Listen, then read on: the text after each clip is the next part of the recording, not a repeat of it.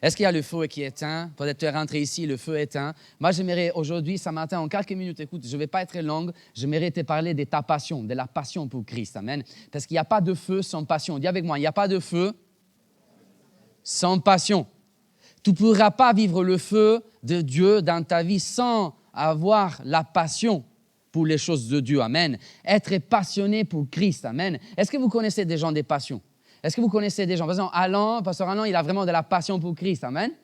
Est-ce que vous connaissez des gens, des chrétiens qui ont de la passion? C'est des chrétiens qui sont chauds, qui sont sur leur chaise, qui adorent, qui louent, qui à un moment donné, ils utilisent leur langue pour évangéliser, pour faire vivre l'expansion du royaume là où ils sont. Amen. De la passion, du feu, du feu. Il n'y a pas de feu sans passion. Il n'y a pas de feu sans passion. Est-ce que vous voulez être passionné pour Christ? Est-ce que vous voulez avoir de la... C'est juste ça, l'amen des passions? Il n'y a que la côté droit qui m'a répondu. Est-ce que vous voulez être passionné pour Christ? Est-ce que vous voulez avoir de la passion pour Christ? Bon, le micro, il est un peu... Vous m'entendez? Est-ce que vous voulez avoir de la passion pour Christ? Je vais l'attacher là. Amen. Malgré l'âge, est-ce que tu veux avoir de la passion pour Christ? Amen. Il n'y a pas d'âge pour ne pas avoir de la passion. Amen. Même à 95 ans, je ne sais pas s'il y a quelqu'un qui a 95 ans, tu pourrais être passionné pour Christ. Amen.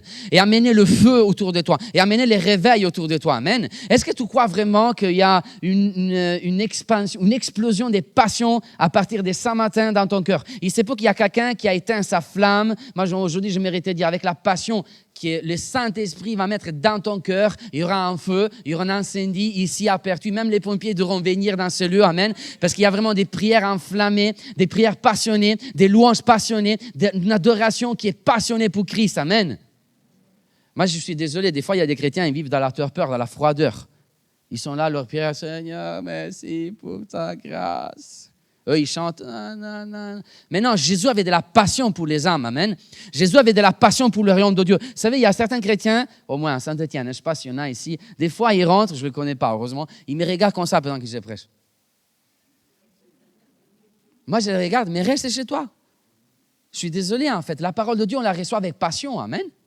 La parole de Dieu, on la reçoit avec passion. Je viens à l'église avec la passion, avec le feu, amen, pour louer, pour chanter, pour célébrer la fête. La fête, pourquoi? Parce qu'il y a quelqu'un qui est ressuscité le troisième jour, amen. Donc, moi, je leur ai dit, il y a certains chrétiens, ils viennent tous les dimanches dans un culte où il y a un enterrement. Il n'y a personne qui est mort ici, amen. Nous venons célébrer celui qui est ressuscité, amen. Et il y a la fête, et il y a la célébration lorsqu'il y a quelqu'un qui est mort, mais qui après est ressuscité, qui a pardonné mes péchés, amen. Et donc, je veux avoir de la passion pour lui, pour avancer en tout temps. Est-ce que vous acclamez les Seigneurs ici pendant la prédication? Est-ce qu'on peut acclamer les Seigneurs, amen? Yes.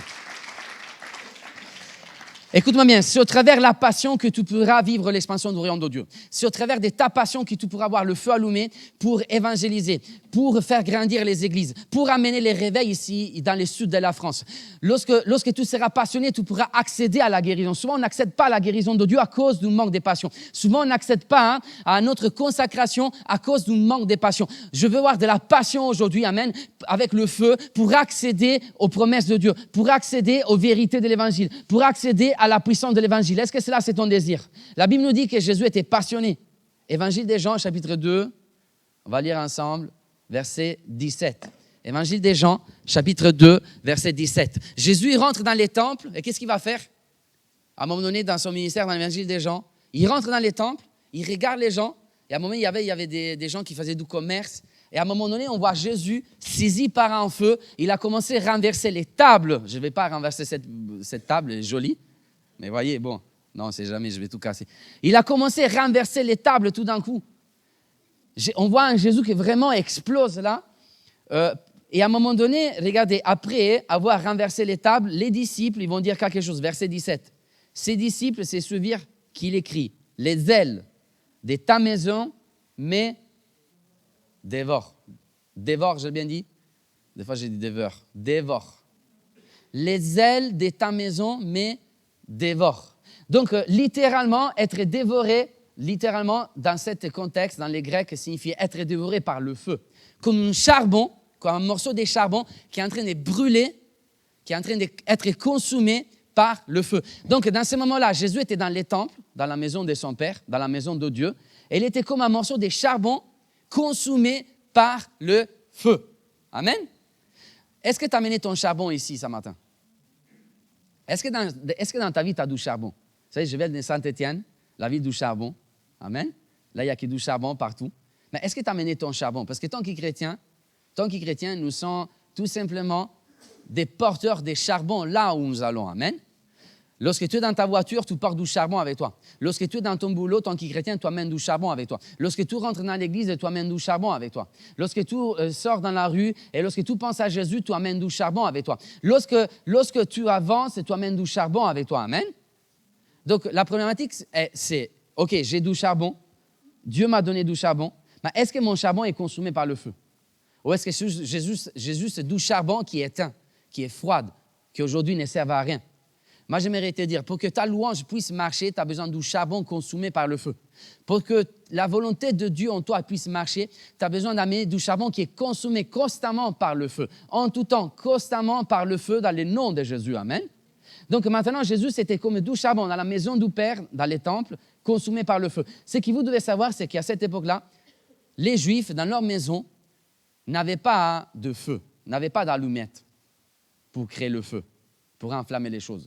Mais à cette époque-là, les charbons étaient très importants. Dans leur maison, il y avait du charbon et les chefs de la maison, ils devaient tout le temps veiller sur son charbon. Ils devaient tout le temps veiller que les charbons dans sa maison soient consumés par le feu pour qu'ils puissent se nourrir et afin qu'ils puissent s'échauffer aussi. Chauffer la maison, OK?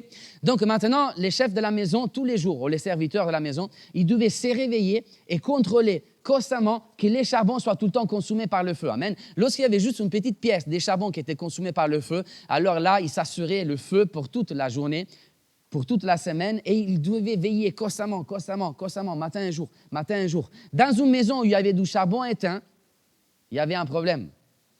Dans cette maison-là, il n'y aurait plus de flammes, il n'y aurait plus de feu. Amen. Donc maintenant, il ne sait pas que tu es rentré ici. À l'époque, tu avais du charbon consumé par le feu. Il y avait tout le temps le feu du Saint-Esprit. Tu étais accompagné tout le temps par la flamme du Saint-Esprit. Mais pour un moment, tu as vécu un moment de distraction. Les circonstances de la vie, ils ont fait en sorte que ton charbon aujourd'hui est éteint. Et tu es rentré dans ces lieux avec des tonnes de charbon, mais il est totalement éteint. Moi, j'aimerais te dire, il est temps de rallumer les charbons. Amen. Il est temps de rallumer les charbons dans le nom de Jésus. Amen. Est-ce que tu peux regarder la personne à côté de toi, à ta droite? Est-ce que tu peux regarder la personne à ta gauche? Vous connaissez? Hein? Est-ce que tu remercies Dieu pour tes frères et tes sœurs et pour l'église dans laquelle tu es? Tu remercies souvent ou pas? Amen. Est-ce que tu es content d'être là? Amen. Est-ce que tu es content vraiment d'être là avec tes frères et tes sœurs? Amen. Maintenant, j'aimerais te dire, peut-être que tu es rentré ici avec du charbon éteint. Et dans ta maison, il y avait du charbon éteint, tu l'as amené ici. Mais imagine que celui à côté de toi, il y a encore du charbon allumé par le feu parce qu'il a le feu. Lorsque tu rentres en contact avec un chrétien qui est passionné, qui a le feu, même toi, tu vas vivre ce qu'on appelle une explosion de feu. Amen. Cela signifie que lorsque je viens à l'église, merci Seigneur pour les prédications de Pasteur Alain, merci Seigneur pour la louange, pour le feu qu'il y a ici, mais surtout merci Seigneur pour les frères et les sœurs qui sont à côté de moi. Amen. Lorsque mon charbon est éteint, je rentre, je m'assois, mais il y a quelqu'un, lorsque je rentre en contact avec un homme de passion, avec un homme d'onction, à nouveau, mon charbon il va être allumé par la puissance de Christ. Seulement pour ça, on devrait acclamer les Seigneurs, juste pour les frères et les sœurs qui a mis à côté de nous. Amen.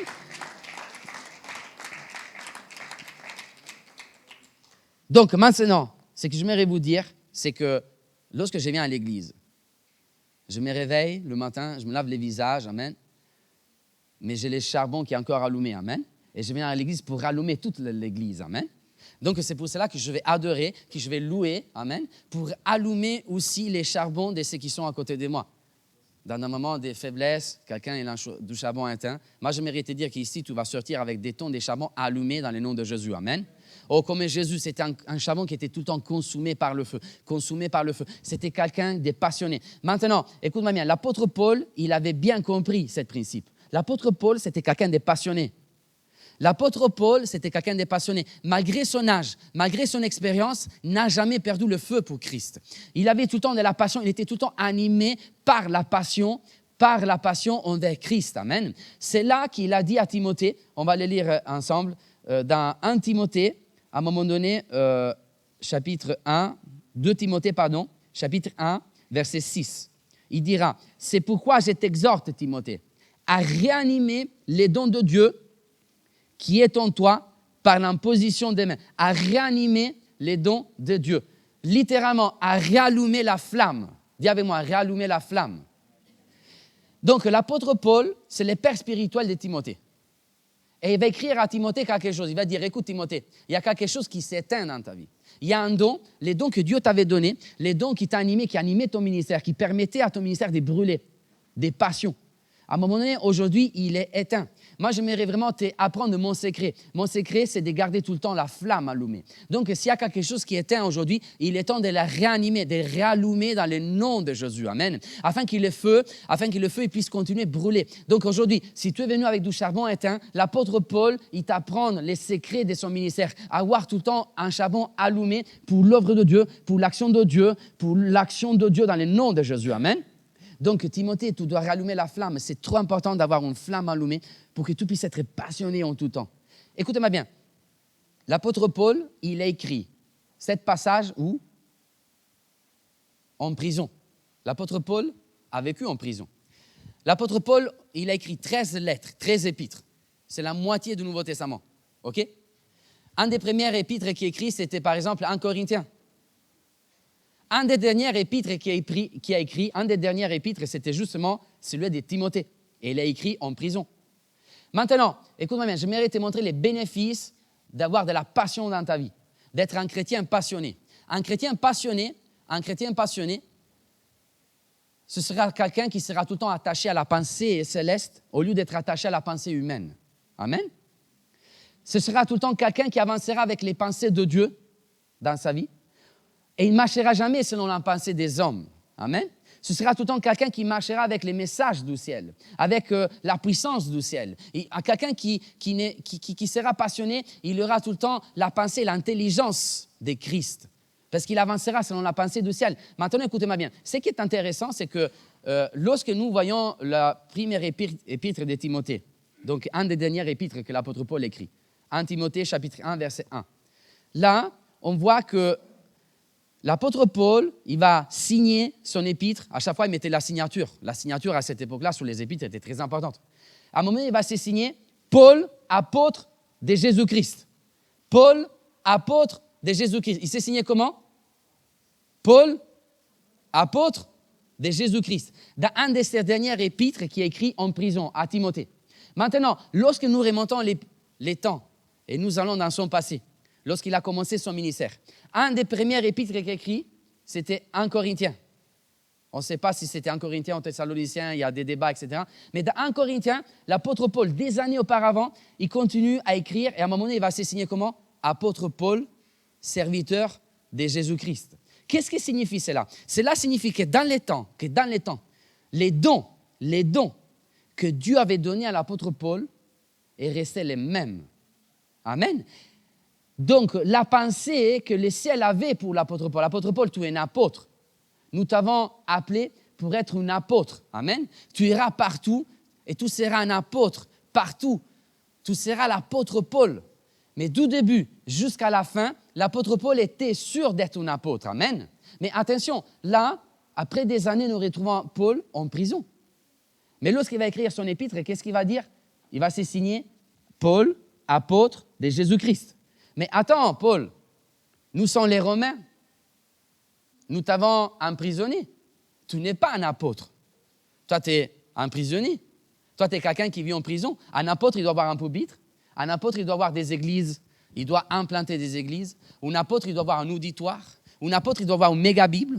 Un apôtre, il doit chanter. Un apôtre, il doit être en pleine liberté pour aller faire des délivrances. Un apôtre, il doit imposer les mains. Tu n'as rien de tout cela. Tu es justement un prisonnier de l'Empire romain. Les Romains, ils t'ont emprisonné. Tu ne peux pas bouger. Tu as perdu ton titre d'apôtre. Aujourd'hui, tu es emprisonné. Ça, c'est la pensée humaine. Mais dans les temps, avec les années, l'apôtre Paul n'a pas été attaché à ce que les hommes disaient, mais il était attaché à la pensée céleste. Le ciel est en train de te dire que tu es un apôtre, tu resteras un apôtre. Et même maintenant qu'il est en prison, même maintenant qu'il est renfermé dans une prison, même maintenant qu'il est prisonnier de l'Empire romain, le ciel est en train de dire que moi je suis un apôtre et moi je reste un apôtre. Parce que celui qui a de la passion, il sera tout le temps attaché à la pensée céleste au lieu d'être attaché à la pensée humaine. Maintenant, il n'y a aucune prison qui pourra détruire les dons que Dieu a placés dans ton cœur. Amen. Avance, pasteur, prêche, pasteur, vérité, amen. Ma soeur, sois bénie, tu es passionné, amen. Maintenant, vous êtes là, vous acclamez les seigneurs ici dans cette église? C'est possible, en fait? Amen. Vous acclamez les seigneurs? Moi, je vous donne un conseil. Dans mon église, je l'ai grandi comme ça. Pour moi, c'est hyper important. Acclamer, c'est mettre debout pendant la prédication. Ça signifie avoir de l'enthousiasme lorsque je reçois la parole de Dieu. Amen. Je ne veux pas être debout juste pendant la louange. Il y a des chants, on est là, on chante. Mais même pendant la prédication. Amen. Vous voyez les Américains, vous connaissez les Américains? Oh, ils ont des prédicateurs qui, quand ils prêchent, ils font des prédications. Je dis, mais comment il fait, ces gars, d'avoir une église des milliers de membres et prêcher des manières... Bon, les gars, ils disent, Jésus est mort sur la croix, tout le monde, hé, amen, prêche, prêche. Les gens, ils se mettent debout, ils acclament. Mais tu sais, OK, pour toi, tu pourrais dire, mais non, mais attends, ça va, c'est pas... Mais un nouveau qui rentre dans l'église et qui voit des gens qui sont enthousiasmés par la parole de Dieu, il va dire, mais attends, moi aussi, je vais écouter. Moi aussi, je voudrais savoir. Mais qu'est-ce que c'est ça? Vous voyez? Amen. Soyons comme les Américains. Amen.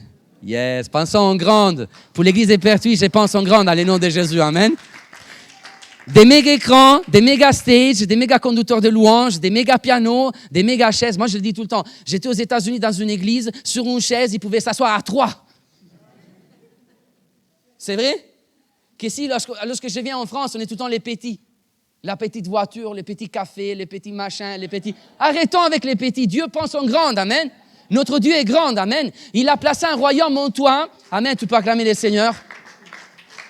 Il a placé un royaume en toi qui est immense, qui est grand, un royaume. T'imagines, Jésus a dit, moi j'ai placé en vous les royaumes de Dieu, amen. Cela signifie que le royaume de Dieu habite en moi. Et ce n'est pas quelque chose qui est petit, amen. C'est quelque chose d'énorme, c'est quelque chose de grand. Et si nous avons quelque chose de grand en nous, nos pensées, ils vont penser en grande, amen. Commencez à penser en grande, que cette locale soit, cette locale là, laquelle vous êtes, moi j'ai pris que vous ne soyez pas attachés à cette locale, amen. Parce que cette locale, il est trop petit pour ce qui va se reproduire ici, amen. Oh, lorsque Jésus va ajouter, lorsque le royaume de Dieu va vivre une expansion dans les nom de Jésus. Est-ce que tu peux acclamer les seigneurs? Amen pour cela. Est-ce que tu les crois? Amen. Donc maintenant, ne sois pas attaché à la pensée des hommes, sois attaché à la pensée de Dieu. Quelqu'un qui est passionné, il sera tout le temps connecté avec les ciels. Amen. J'ai connu des hommes d'onction que lorsqu'ils rentrent dans la pièce, lorsqu'ils rentrent dans la salle, ils changent l'atmosphère autour d'eux. Eux, ils n'ont pas besoin d'ouvrir la bouche pour prêcher. Amen. Même juste avec leur présence, il y a une dimension qui change dans le nom de Jésus. Amen. Donc aujourd'hui, je méritais de dire, cherche la passion. Sois passionné, sois passionné. Écoutez-moi bien, l'apôtre Paul, il est bien plus âgé que Timothée. T'es d'accord? Maintenant, je méritais de dire que ton état spirituel, ton niveau spirituel ne dépend pas de ton âge biologique. Tu as compris? J'ai eu une amen. C'est super. Hein? Ton état, vous savez, souvent, nous, les hommes, on est charnels. On commence à évaluer notre état spirituel sur la base de notre état biologique. Non! C'est sur la base de ta passion que tu dois évaluer ton état spirituel. Moi, j'ai vu des gens de 90 ans avoir le feu. Amen. Après, j'ai eu des gens de 15 ans être comme de vieux. OK? Donc maintenant, même qui tu as 60 ans, même qui tu as 90 ans, même qui tu as 105 ans, garde la passion en toi, garde le feu en toi, sois tout le temps passionné. Ne sois pas attaché à la religion, ne sois pas attaché aux choses qui restent tout le temps les mêmes, mais sois un chrétien passionné. Encourage, continue à prier, continue à envoyer le feu de Dieu. Amen. Donc l'apôtre Paul était passionné. Et il a dit à Timothée, Timothée, tu es jeune. Mais écoute, moi, regarde, la flamme est toujours allumée. Malgré les circonstances, malgré les épreuves. Écoutez-moi bien, cela signifie que lorsque l'apôtre Paul s'est signé, viens, Jonathan, homme de Dieu, viens. Oh, tu chantes bien, Jonathan, hein? Que Dieu te bénisse vraiment. Oh, pardon, désolé, attends. C'est la passion. T'inquiète, je vais rien faire. Tu es passionné avec ta voix, que Dieu te bénisse. Hein? Continue comme ça. Hein? Amen. Pense en grande, amen. Donc, maintenant là, nous avons un apôtre Paul qui chante, amen. Écoutez-moi bien, dans la vie, l'apôtre Paul, avance vers là-bas. L'apôtre Paul, il a traversé quoi? L'apôtre Paul, il était lapidé. L'apôtre Paul, il a fallu être tué. L'apôtre Paul, il a traversé des tempêtes. Tu es d'accord avec moi? L'apôtre Paul était éloigné. L'apôtre Paul était trahi. L'apôtre Paul a été emprisonné. L'apôtre Paul a été battu. L'apôtre Paul a été... ils ont craché sur l'apôtre Paul. L'apôtre Paul a été dénigré. L'apôtre Paul a vécu des choses atroces. Mais l'apôtre Paul, dans son cœur, il est resté un apôtre. Il disait tout le temps, écoutez-moi bien, les dons que Dieu m'a donnés, les preuves, les circonstances, la tempête, les naufrages, la lapidation, la persécution, toutes ces choses-là, les Romains, l'empereur, même la mort, il ne pourra jamais arrêter les dons que Dieu a placés dans mon cœur. Parce que moi, j'ai de la passion. Et lorsque j'ai de la passion, les dons en moi, il restera et personne ne pourra les voler dans le nom de Jésus. Est-ce que je peux avoir une acclamation? Amen. Amen. Jonathan, continue de chanter. Malgré les épreuves, malgré les difficultés, continue de chanter, continue de jouer. Amen. Continue d'envoyer le feu. Amen. Tu as vraiment un cœur pour Jésus. Sois béni vraiment. Et que tu puisses bénir cette église encore plus en avantage. J'ai vu ta femme là-bas. Elle est là, super. Que Dieu vous bénisse. Hein? Vous êtes un couple vraiment exceptionnel. Continuez comme ça. Hein? Amen. Yes. Est-ce que vous pouvez bénir vraiment des serviteurs qui se donnent? Wow. Donc, premièrement, c'est lui qui a de la passion, il sera tout le temps. Vous êtes avec moi? J'avance? Avance, pasteur, avance. Amen. C'est lui qui a de la passion, il sera tout le temps attaché à la pensée céleste. Amen. Et il ne sera pas attaché à la pensée humaine. Il sera tout le temps attaché à ce que Dieu est en train de dire. Maintenant, deuxièmement, écoute-moi bien. C'est lui qui a de la passion. Ce sera celui qui gardera les dons de Dieu dans son cœur dans les temps. Amen. Tu sais, il y a des choses qu'il est temps, il peut détruire. Il y a des choses qu'il est temps, il peut effacer. Il y a tout qui change avec les temps. Tu es d'accord avec moi? Mes cheveux, tes cheveux. OK? Bon, écoutez, il y en a qui deviennent chauves. Moi, cheveux blancs, tu es d'accord? Un petit truc sur les visages. Les changements, ils sont là, n'est-ce pas? Mais il y a quelque chose qui ne pourra jamais changer. C'est que Dieu a placé dans ton cœur. Amen.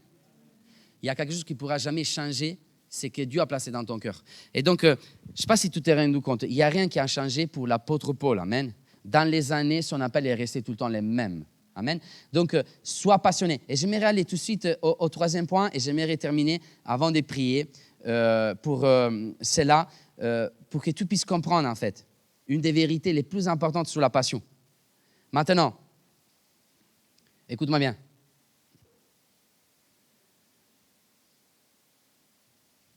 La passion, il te permettra de trouver un but là où il n'y a pas de but. Je ne sais pas si tu as compris. L'homme passionné, la femme passionnée, ils trouveront un but là où les hommes ne trouveront pas de but. Tu as compris? Écoutez-moi bien. L'apôtre Paul, c'était quelqu'un de passionné. Aujourd'hui, il écrit ses épîtres. Tu es d'accord? Donc, la moitié du Nouveau Testament qui est dans ta main est écrit par l'apôtre Paul ou en prison. Mais attends, il y a des églises que l'apôtre Paul a implantées. Aujourd'hui, ils sont fermés. Parce que d'autres, avec les temps, les choses, ils ont changé. Il y a d'autres hommes de Dieu qui sont ouverts, etc., etc. Donc, l'œuvre la plus importante qui a touché des générations et des générations, qui touche aujourd'hui aussi notre génération 2025, c'était écrit par quelqu'un qui, pour la moitié du temps, il s'est trouvé en prison. Mais attends, apôtre Paul, en prison, il y a des prisonniers. Il y a des gens qui n'ont pas un but précis. Il y a des gens que, normalement, ils sont là, ils ne savent pas quoi faire. Ils pensent à la culpabilité, ils pensent à ce qu'ils ont fait, etc. Mais non, l'apôtre Paul, il a trouvé les buts les plus importants de son ministère lorsqu'il était emprisonné. Maintenant, j'aimerais vous poser une question. Est-ce que la prison, il peut arrêter les buts que Dieu a placés dans ton cœur?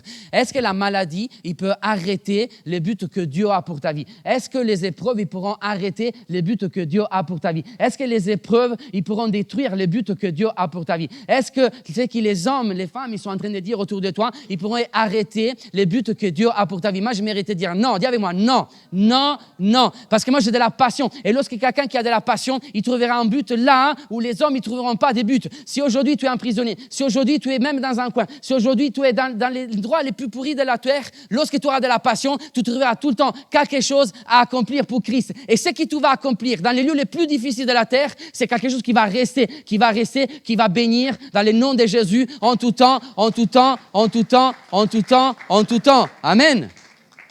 Vous êtes là? Je continue. Vous me comprenez? Vous comprenez mon français? Yes. Amen. C'est lui qui a de la passion. Troisièmement, il laissera tout le temps une tâche autour de lui. Vous savez, lorsqu'on travaille les charbons, nos mains, ils sont sales. Tu es d'accord? Donc, normalement, maintenant, quand quelqu'un, un chrétien, il est passionné, normalement, il est totalement sale, il est totalement taché. Tu es d'accord? Par du charbon partout.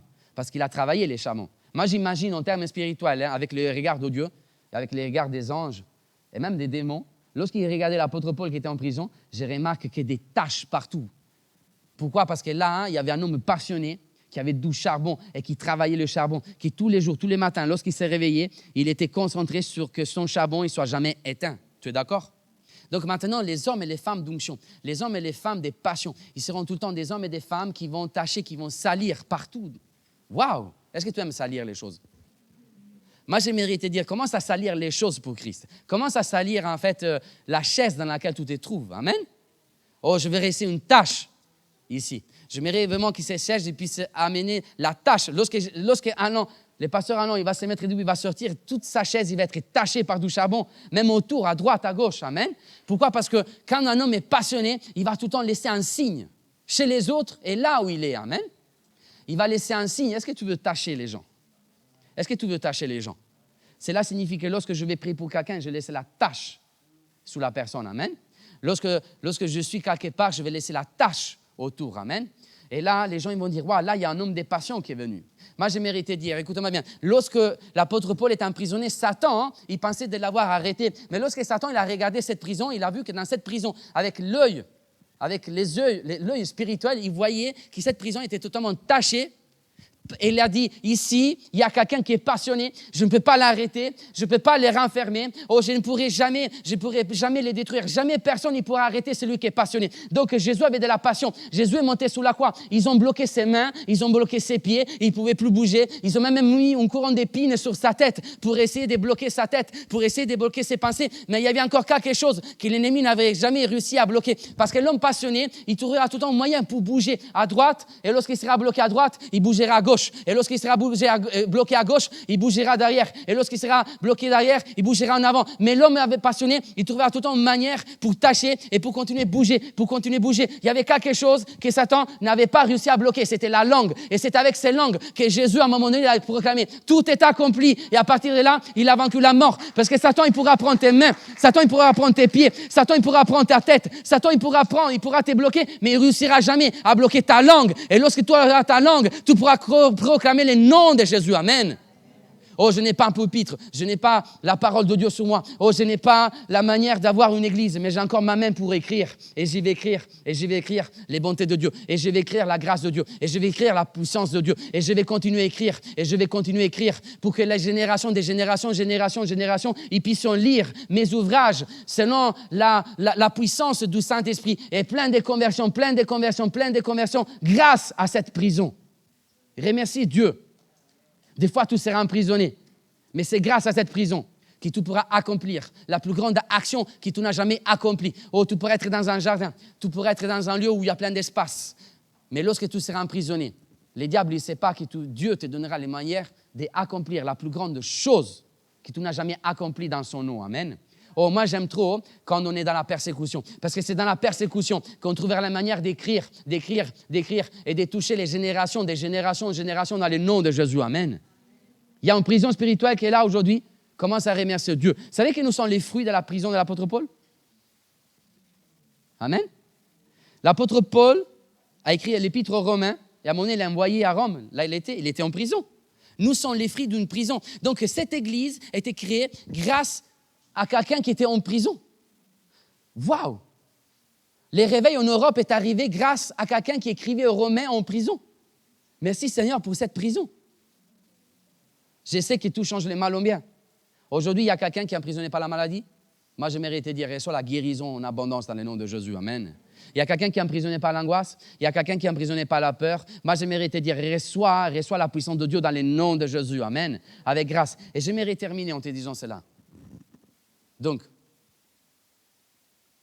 ta passion, j'aimerais revenir à l'intro, ta passion dépend des gens qui sont autour de toi.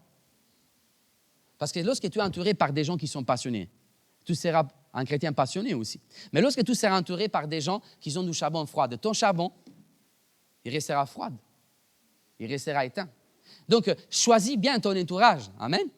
Choisis de t'entourer par des apôtres Paul qui te diront tout le temps, écoute, ton charbon est éteint, viens s'il te plaît, mets ton charbon en contact avec les miens et je vais les rallumer. Amen. Est-ce que tu avances avec les bonnes personnes? Vous savez, c'est une règle de mon ministère. Je veux être entouré par des hommes de feu. Amen. Pas par des hommes qui donnent un charbon froid. Tu les regardes et te disent, aujourd'hui, on ne peut rien faire. Il y a des gens qui attendent le retour de Jésus. Jésus va en train de revenir, il n'y a plus des âmes qui sont en train de se convertir. Moi, j'aimerais te dire, sois entouré par des gens passionnés qui te diront, écoute, le réveil est là, amen. Oh, c'est notre temps. Dieu nous a donné les clés de la nation, de France, amen, afin que partout dans les écoles, dans les rues, nous puissions vivre les réveils. Que le nom de Jésus, il soit crié sur les toits dans le nom de Jésus. Sois entouré par des gens passionnés. Décide de t'entourer par des gens qui sont plus forts que toi. Amen. Et tout deviendra fort aussi. En italien, on dit, celui qui va con lo zoppo impara a zoppicare. Celui qui marche avec les boiteux, il commencera à boiter. Amen. Vous connaissez ça? Yeah. Ah, là, il est italien, super. Marche avec des gens qui courent la course. Amen. Qui sont en train de courir, et tout commencera à courir. Et lorsque tu seras fatigué, ils vont t'aider, amen. Ils seront tout le temps là, ils auront tout le temps un mot pour toi. Sois un chrétien passionné pour ton église, amen. Sois un chrétien que lorsqu'il voit quelqu'un rentrer, peut être triste, tout te rapproche, et tu lui dis, sois béni, pam, le feu s'allume. Et la tristesse part, la joie arrive, amen.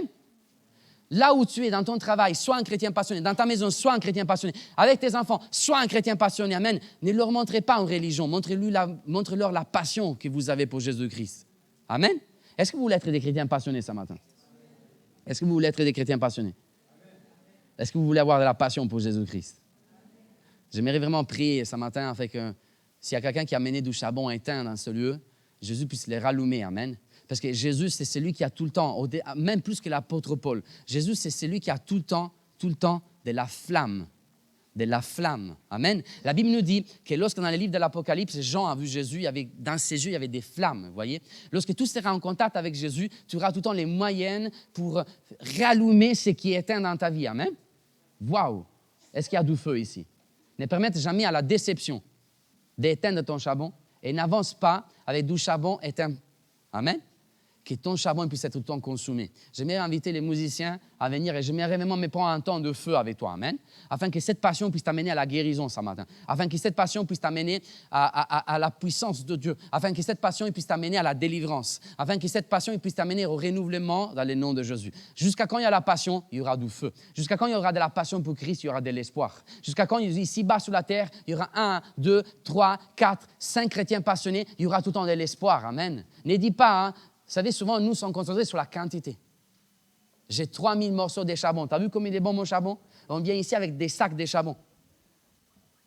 Et parfois, il y a des gens qui sont petits. Ils ont juste un petit morceau de charbon. Mais il ne dépend pas de la quantité. Il dépend du feu. Parce qu'un petit charbon, un petit morceau de charbon, il peut allumer des tonnes de charbon. Amen. Il suffit juste qu'il soit allumé par le feu. Alors arrête de dire je suis petit, arrête de dire je ne compte rien. Commence à te dire il y a le feu de Dieu en moi. Et s'il y a le feu de Dieu en moi, malgré ma petitesse, je sais que je vais accomplir des grandes choses. Je sais que je vais accomplir des grandes choses par la puissance de Jésus-Christ. Ici-bas dans le sud de la France, ici à Pertuis dans le nom de Jésus. Je vais être un homme passionné à côté de l'homme de Dieu que Dieu a placé ici, à côté de sa famille. Amen. Afin que je puisse avancer et enflammer toutes les sud de la France. Enflammer tous les centres de la France, enflammer tous les nord de la France. Est-ce que tous les croient dans le nom de Jésus? Amen. Des chrétiens passionnés qui vont mettre le feu dans les plages ici autour, dans la Provence ici autour. Amen. Dans le nom de Jésus. Que dans les sud de la France, dans toute la France, on puisse entendre dans les sud de la France, il y a du feu qui est allumé dans les églises. Il y a des guérisons. Il y a des transformations. Il y a des délivrances. Il y a des églises qui sont remplies dans le nom de Jésus. Amen. La passion qui t'amène à penser en grande, même quand tu es dans un lieu le plus petit de la terre, même quand tu es dans une prison. L'apôtre Paul, penser en grande. Est-ce qu'on peut penser en grande pour cette église, Pertuis? Est-ce qu'on peut penser en grande pour cette ville? Amen. Yes. Est-ce qu'on pourrait se mettre debout? Oh, alléluia, Saint-Esprit.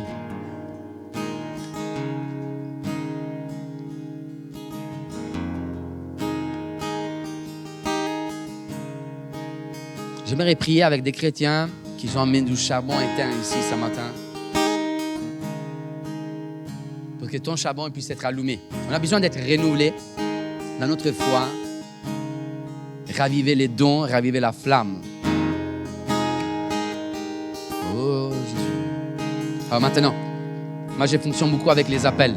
J'aimerais vraiment prier pour des chrétiens. Je sais que vous allez venir ici, vous allez être nombreux. J'aimerais vraiment prier pour des chrétiens qui aimeraient sortir d'ici avec juste un petit morceau de charbon consumé par le feu à nouveau. J'aimerais vraiment que tu puisses avoir un contact avec le Saint-Esprit ce matin et vivre le feu de Dieu dans ta vie dans le nom de Jésus. Donc n'hésitez pas, sentez-vous comme on enlève les chaises. Amen. Dans ta tête, il n'y a plus la chaise. Église sans chaise. Amen. On sort de notre routine, de nos habitudes. Donc tu peux venir ici devant, j'aimerais prier avec toi, avec Pasteur Alain, pour tous les chrétiens qui veulent être renouvelés, pour tous les chrétiens qui veulent dire, moi j'aimerais être enflammé dans le nom de Jésus. Vous pouvez venir ici devant, je pense que c'est un désir qui est dans ton cœur, amen. Apprends à venir ici devant pour que nous puissions vivre l'imposition des mains. Vous imposerez les mains aux malades et guériront. Ils parleront dans notre langue. Vous chasserez des démons dans mon nom, amen. Donc, si tu veux voir le feu de Dieu, si tu veux être renouvelé, si tu veux sortir d'ici avec la flamme du Saint-Esprit, vous pouvez venir ici devant. J'aimerais vraiment prier avec vous dans le nom de Jésus. Pendant qu'il y aura des chants.